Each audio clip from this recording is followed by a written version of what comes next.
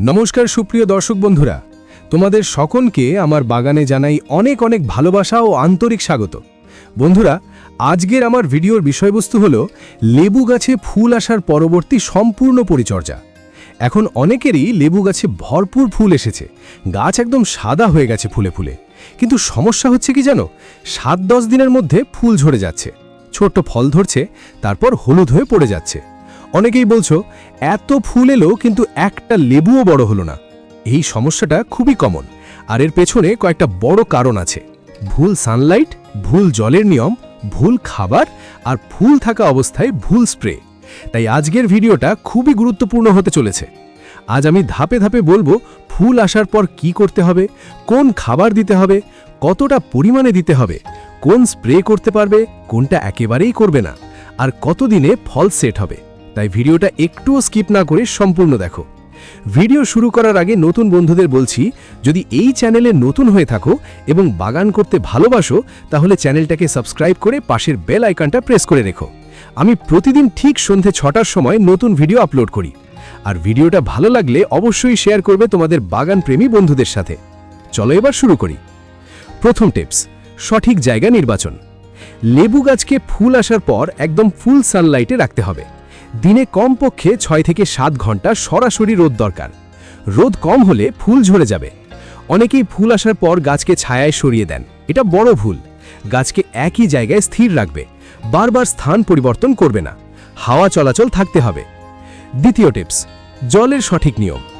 ফুল আসার আগে আমরা একটু স্ট্রেস দিই, মানে জল কম দিই যাতে ফুল আসে, কিন্তু ফুল আসার পর আর স্ট্রেস দেওয়া যাবে না।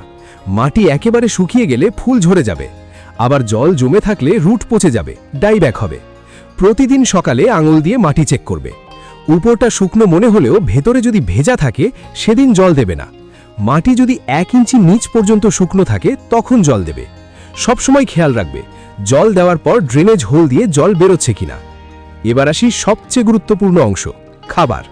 প্রথমে বলছি, যে গাছে ফুল আসেনি বা কম ফুল এসেছে, 12-14 ইঞ্চি টবের জন্য নেবে 100 গ্রাম পাকা কম্পোস্ট, 1 চামচ হাড়ের গুঁড়ো, 1 চামচ নিমখোল গুঁড়ো, 1 চামচ বায়োপটাশ অথবা 3 চামচ কলার খোসার গুঁড়ো, 1 চিমটি হলুদ গুঁড়ো। সব ভালো করে মিশিয়ে নেবে। তারপর টবের কিনারা বরাবর মাটি একটু সরিয়ে ওই মিশ্রণটা দিয়ে মাটি চাপা দেবে। তারপর ভরপুর জল দেবে। এই খাবার 20-25 দিন অন্তর দিতে পারো, যতদিন না ফুল আসে। এবার ভিডিওর মেন বিষয়, যে গাছে এই মুহূর্তে ফুল আছে।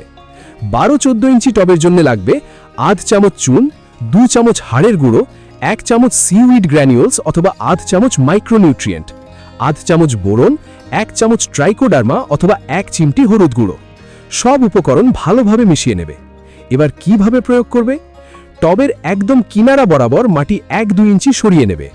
গাছের গোড়ায় দেবে না, মিশ্রণটা চারপাশে সমানভাবে ছড়িয়ে দেবে। তারপর মাটি দিয়ে চাপা দেবে। এরপর সাথে সাথে ভরপুর জল দেবে।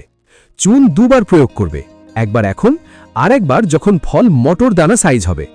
এই খাবার দিলে কি হবে?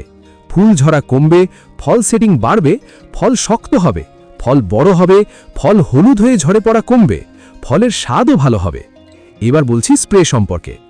ফুল ফুটে গেলে কোনো রাসায়নিক পেস্টিসাইড স্প্রে করবে না, এতে ফুল ঝরে যাবে। শুধু নিম তেল ব্যবহার করবে।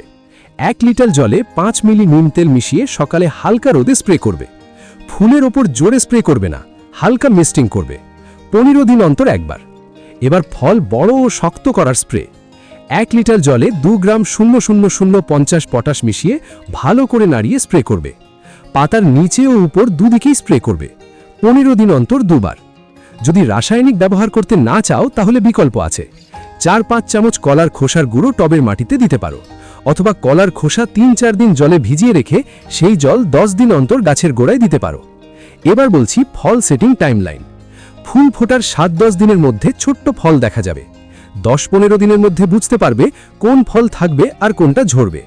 30-40 দিনের মধ্যে ফল বড় হতে শুরু করবে। এই সময় গাছকে কোনো স্ট্রেস দেবে না, কোনো রিপোর্ট করবে না, কোনো বড় ছাঁটাই করবে না। এবার কিছু বাড়তি টিপস। 1. ফুল অবস্থায় ভারী বৃষ্টি হলে গাছকে শেডে সরিয়ে নাও। 2. খুব গরম পড়লে দুপুরে হালকা জল স্প্রে করে পরিবেশ ঠান্ডা রাখতে পারো, কিন্তু ফুল ভিজিও না। 3. ডাইব্যাক দেখা দিলে সেই ডাল কেটে ফাঙ্গিসাইড প্রলেপ লাগাও। 4. গাছে যদি পিঁপড়ে বেশি ওঠে তাহলে নিমখোল গুঁড়ো মাটিতে ছিটিয়ে দাও। সবচেয়ে বড় কথা, ধৈর্য রাখো। লেবু গাছ সময় নেয়, কিন্তু সঠিক যত্ন পেলে প্রচুর ফল দেয়। বন্ধুরা, তোমরা নিয়ম মেনে এই পরিচর্যা করলে আমি নিশ্চিত তোমাদের গাছেও ভরপুর লেবু হবে। হতাশ হয়ো না, ভুলগুলো ঠিক করো, ফল অবশ্যই পাবে। আজকের ভিডিও কেমন লাগলো অবশ্যই কমেন্ট করে জানাবে। যদি কোনো প্রশ্ন থাকে কমেন্ট বক্সে লিখবে, আমি যথাসাধ্য উত্তর দেওয়ার চেষ্টা করব। ভিডিওটা যদি তোমাদের কাছে গুরুত্বপূর্ণ মনে হয়ে থাকে তাহলে একটা লাইক করো, সব বাগানপ্রেমী বন্ধুদের সাথে শেয়ার করো। আর যদি চ্যানেলে নতুন হয়ে থাকো তাহলে সাবস্ক্রাইব করে বেল আইকনটা প্রেস করে রেখো। সম্পূর্ণ মনোযোগ দিয়ে ভিডিওটা দেখার জন্য তোমাদের সবাইকে জানাই অসংখ্য অসংখ্য ধন্যবাদ। আবার দেখা হবে পরের ভিডিওতে।